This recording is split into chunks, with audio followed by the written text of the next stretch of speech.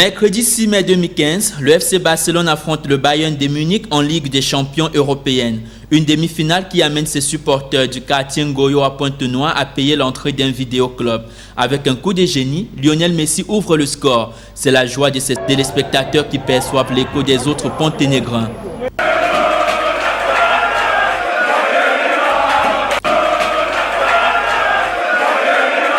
Trois buts à 0 à la fin de la rencontre. Le Barça vient de combler les attentes de la majorité des 92 000 spectateurs du Camp Nou et visiblement celles des fans du quartier Ngoyo.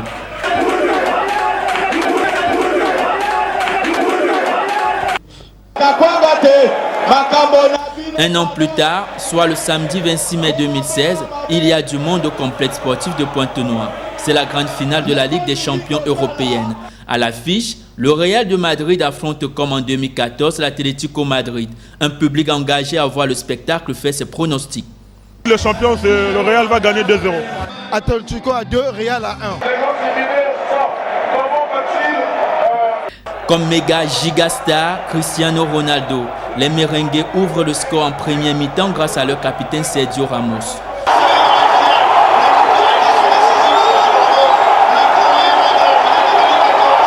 Les Colchoneros répondent après la pause avec un but de Ferreira Carrasco.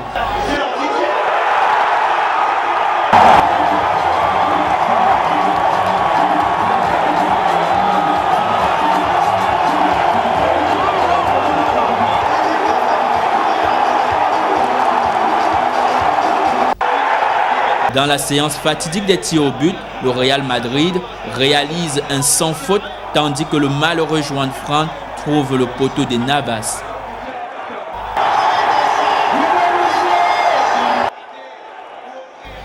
Cristiano Ronaldo marque son tir et offre le titre au Real de Madrid. Cette 11e victoire de la Maison Blanche emballe le public ponténégrin.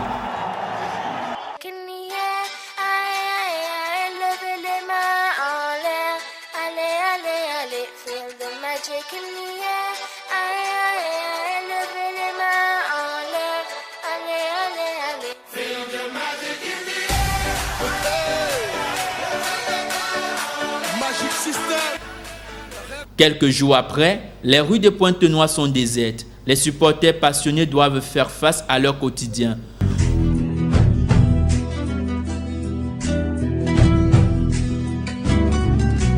Voici le même complexe sportif de Pointe-Noire. Les équipes locales sont engagées en championnat national, dénommé Elite Direct Ligue 1. Seulement, le public refuse de les encourager. Lors des rencontres, seuls les proches et les habitués des clubs répondent présents. La question est celle de savoir pourquoi ce manque d'enthousiasme autour des championnats locaux, ou mieux, pourquoi cette préférence réelle pour le football occidental. Le niveau du championnat congolais actuellement est tellement trop bas. Les jeunes n'ont plus la volonté de jouer et mettre l'argent devant, tu vois, et mettre la qualité derrière. C'est ça le défaut. Donc actuellement, c'est très difficile de retrouver l'ancien niveau qu'on avait auparavant. Donc c'est pour ça que les jeunes ne veulent plus venir au stade. Pour faire voir le championnat d'Espagne, le championnat d'Italie. Le championnat congolais actuel n'est plus attrayant. Il ne produit plus le spectacle attendu par le public, comme par le passé.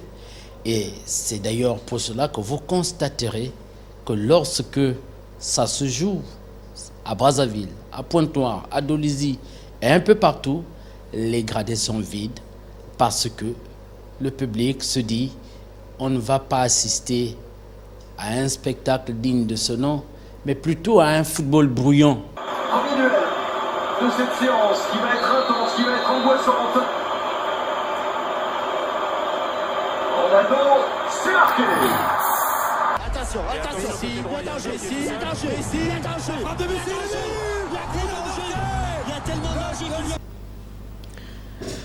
Le football occidental présente des acteurs de taille. Cristiano Ronaldo et Lionel Messi sont deux extraterrestres du ballon rond.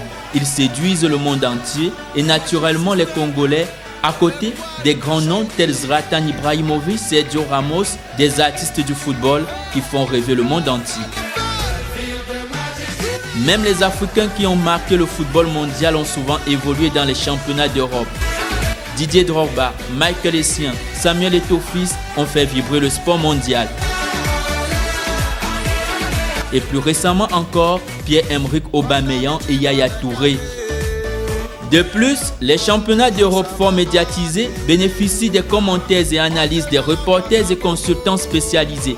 Par ailleurs, les financements sont astronomiques. Les salaires des joueurs font rêver. En 2016, Cristiano Ronaldo est le footballeur et le sportif le mieux payé de la planète selon le classement Forbes, avec une faramineuse somme de 88 millions de dollars, environ 44 milliards de francs CFA. Lionel Messi suit avec 81 millions de dollars US, environ 40 milliards 500 millions de francs CFA.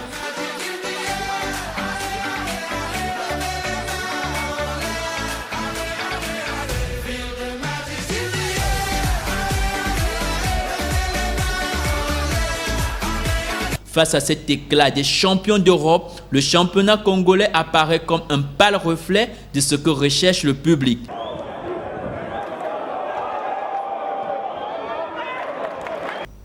Ici, il y a une méconnaissance des acteurs. Les acteurs qui eux-mêmes sont très souvent mal rémunérés et rêvent tous d'aller en Occident. Premièrement, je peux dire, c'est en fait le Congolais est exigeant par rapport à les résultats.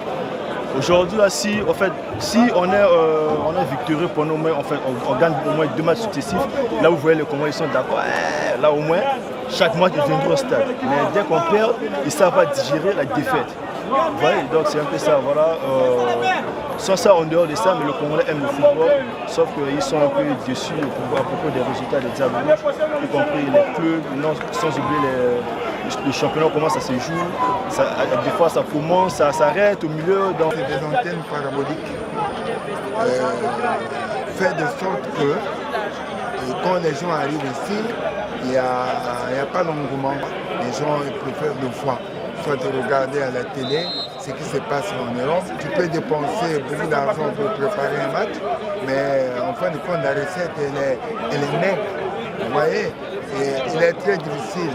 Si ce n'est pas l'équipe nationale, où on connaît dans quelles conditions de fois le stade est plein, mais pour l'équipe locale, les équipes locales, pour moi, je dis le plafond.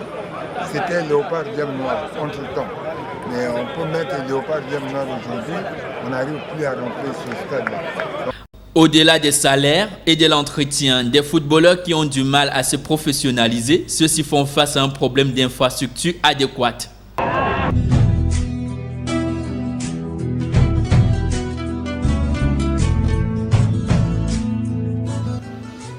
Sous d'autres cieux, les stades, dès 8 heures, on a ouvert les portes pour donner la possibilité aux jeunes gens d'aller pratiquer du sport.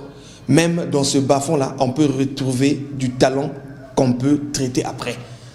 Mais on ne donne pas la possibilité, même aux jeunes, d'avoir accès dans ce stade. Ce n'est pas pour aller gâcher, ce n'est pas du gâchis. Il y a des gens qui peuvent aller courir autour du stade, mais c'est interdit. Des interdits formels. Donc si vous ne payez pas de l'argent au directeur de ce stade, vous n'avez pas accès dans ce stade. C'est grave. Mais où est-ce qu'on va trouver l'élite de demain si on ne peut pas laisser libre cours à tout le monde de pratiquer le sport, et de là, on peut détecter des jeunes talents, qu'on peut mettre un peu de moyens. Si les gens les gèrent très bien, qui permettent aux dirigeants qui en trouvent dans les différentes recettes reparties pour acheter le matériel, pour faire l'entretien du joueur. Mais comme le coût aujourd'hui est exorbitant, aujourd'hui la paire de bottines qu'on achetait à moins de 5 000, vous ne pouvez plus l'avoir à 20 000 francs. Alors, si vous aviez 11 joueurs pour faire une équipe, mais si une paire coûte plus de 50 000 francs, 25 à 50 000 francs, combien de paires vous allez acheter? Et s'il n'y a pas cette paire, comment ce joueur-là va jouer? Maintenant, dans les organisations que nous avions, il y a des gens qui pensent à nous. Quand ils déversent un peu d'argent, cela n'arrive pas. Alors il faudrait que le pouvoir, les gouvernants mettent la main à la pâte pour essayer de débloquer quelque chose. Vous avez vu quand il y a eu un problème de pouvoir sponsoriser les équipes, il y a eu des gens qui partaient chercher une main-d'œuvre expérimentée ailleurs. Mais aujourd'hui, la main-d'œuvre expérimentée demande de l'argent. N'ayant pas cet argent, ils sont obligés de prendre les éléments rudimentaires qu'ils ont sur le terrain Mais ces éléments rudimentaires qu'ils ont sur le terrain ne répondent pas à la technologie actuelle, ne répondent pas au volume du travail qu'on demande maintenant parce qu'ils ne sont ni subventionnés, ni entretenus, ni motivés. Les hommes des médias, quant à eux, n'ont pas les moyens qu'il faut pour couvrir les matchs. Du coup, le championnat n'est pas très médiatisé. À peine un reportage par semaine dans les chaînes de télévision de la place. Des chaînes elles-mêmes étouffées par les médias étrangers, servies dans les bouquets satellitaires, devenus une mode au Congo. Il n'y a rien. Ça pose problème.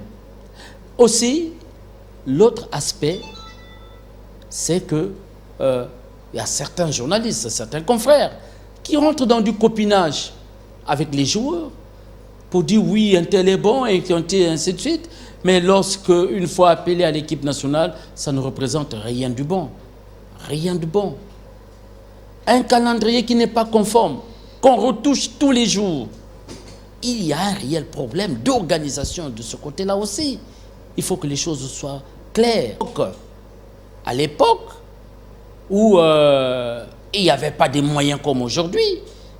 Mais il y a certains matchs que les gens suivaient depuis le stade Alphonse Massamba Déba, le stade à Révolution à l'époque, en direct à la télévision, et surtout la radio qui, de façon permanente, retransmettait les matchs du championnat. Je me rappelle, à l'époque du défunt Jean-Gilbert Foutou, chef du service des sports à la voix de la Révolution congolaise, Radio Congo actuellement, mais chaque dimanche, il y avait ce qu'on appelait le multiplex. Et les 4 stades, le stade Alphonse Massamba Déba, Révolution à l'époque, le stade de Nkaï, la Sucrière, le stade Pont-de-Doulizy, devenu Denis Sassou Nguesso, et le stade municipal de Pointe-Noire, actuel complexe sportif de Pointe-Noire. Il y avait des retransmissions en direct, et j'ai fait partie de cette équipe qui, chaque dimanche, retransmettait les matchs en direct sur la chaîne nationale. Pourtant, les Diables Rouges, l'équipe nationale du Congo-Brazzaville, ont écrit une histoire inoubliable au cours des années 1970. À la Coupe d'Afrique des Nations de 1972, ils ont caressé le précieux sésame. Le but de Noël Minga Tibinda, dit Pépé, élimine en demi-finale le Cameroun, pourtant pays organisateur. Malgré les encouragements du président Aïdjo, le Cameroun, victime de la défaillance de certains éléments et abandonné par la réussite, n'accédait pas à la finale. Le doublé de Jean-Michel Bono renforce le but de François Mpélé en finale contre le Mali. Victoire du Congo 3-2. Un coup d'éclat qui demeure dans les pensées des amoureux du ballon rond. Sur une action extraordinaire de Gigla qui a servi. C'était beau en tout cas. Il y avait de bonnes équipes. On jouait bien. Le football congolais était bon. Mais maintenant, là, ça ne va plus. Il y a eu un Allemand, M. Otto, qui est arrivé. Il a laissé toute l'équipe de Congo Sport. Il a créé une équipe de jeunes, une équipe des espoirs. Et ces espoirs ont été maintenus pendant 6 ans. Et quand ils sont arrivés en 72, ils ont été regroupés en 1966. Et de 66 à 72, ça fait 6 ans. Et cette équipe-là est restée là, à jouer des matchs tests contre les espoirs de Sao Paulo. Ils ont joué beaucoup de matchs tests contre l'équipe A plusieurs fois. Après, ils ont acquis une certaine maturité, ils ont cumulé une expérience. Et c'est pourquoi en 72, c'était vraiment, ils ont atteint l'âge de la meilleure performance. Et quand ils ont fait le brassage avec les anciens, vous allez retrouver les Balikita, les Memato Sao, les Dingaki, les Ngangamouvi,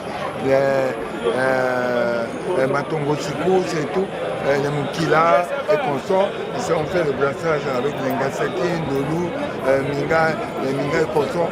Et ça a donné ce que ça pouvait donner. Donc c'est un problème de planification à long terme. François Yamba, dit Taïbas, est l'un des Diables Rouges des années 70. Depuis la fin de sa carrière, il vit en France et a du mal à reconnaître l'actuel championnat du Congo. Gros regret. Je suis parti en 1974, après la Coupe d'Afrique des Nations en Égypte. Et je suis revenu au Congo 2 fois. Et depuis, je ne suis plus jamais revenu. C'est assez difficile, mais on revient toujours au pays. Ce football-là, moi je le suis par personne interposée. Aujourd'hui, le public est préoccupé par autre chose. Avec la baisse des coûts de pétrole, le chômage s'est accru et les populations préoccupées par la survie ont du mal à s'intéresser à un championnat qui cherche encore ses repères. Le gouvernement congolais, pour sa part, a inscrit le football dans la priorité infrastructurelle dans le cadre des municipalisations accélérées.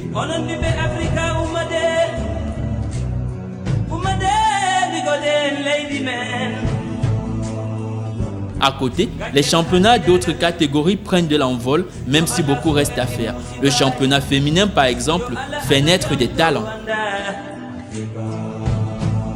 Ce football en quête de repères ne peut fixer ses objectifs que dans l'avenir. Une chose, pour avoir de l'avenir, il faudrait que vous qui l'organisez ayez des objectifs à atteindre.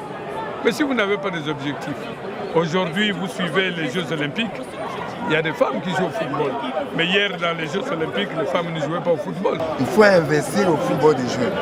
Il faut que ces jeunes-là suivent une certaine hiérarchie formative. Et puis, il faut aussi faire appel à un encadreur expérimenté. Il y a un domaine très très compliqué, la biomécanique, l'étude du mouvement, comment adapter un jeune, comment il doit recevoir le ballon. La différence qui existe entre la défaite et la victoire, ce sont des petits détails. Là. Il faut être patient et il faut prendre du temps. Il faut avoir des objectifs à long terme. Chez les hommes, très peu ont pu s'imposer en Europe. Les Diables Rouges, 70e au classement FIFA en juillet 2016, sont éliminés des préliminaires de la CAN, n'ayant jamais participé à une phase finale de la Coupe du Monde. Pour la Fédération congolaise de football, le meilleur reste à venir.